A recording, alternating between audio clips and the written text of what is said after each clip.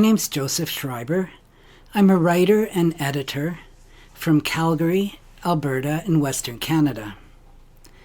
Writing has always been an important aspect of my professional life and my volunteer commitments.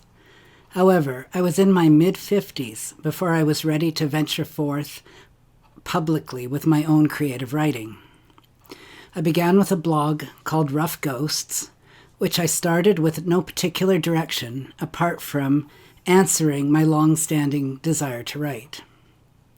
Before long, my attention turned to writing about books, at first casually, then more seriously, and eventually I was invited to contribute critical reviews to online journals.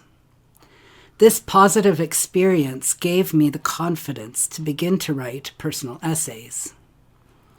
My prose style is often broken and fragmented with a close attention to sound and rhythm, almost prose poem-like. From there, attempts to create poems arose.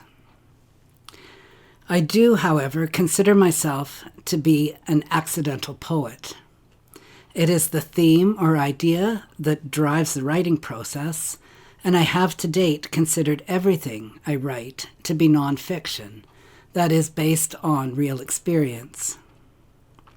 The present project has offered me a unique opportunity to explore writing in response to someone else's images, and that's very exciting. The theme of this show, Ignite from Within the Confine, speaks to me most directly as a desire to light a spark during these unfamiliar conditions in which we found ourselves. At the beginning of the pandemic, many writers and artists were immediately inspired to record and document the experience of being under siege by an invisible enemy.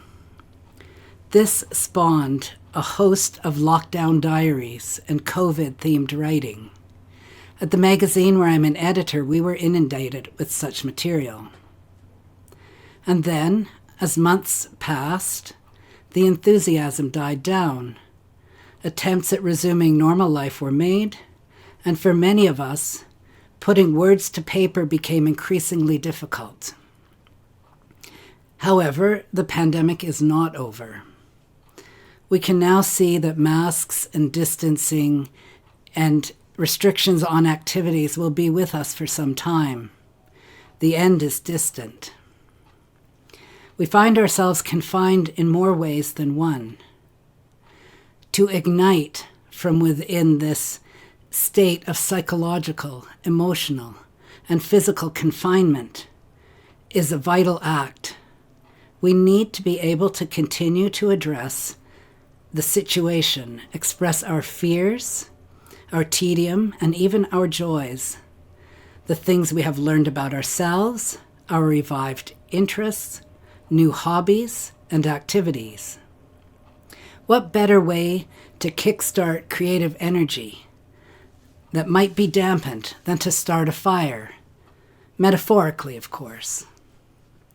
That is what I hope this show will do for those of us who participate and for those who view our virtual exhibition. Art and poetry are still alive.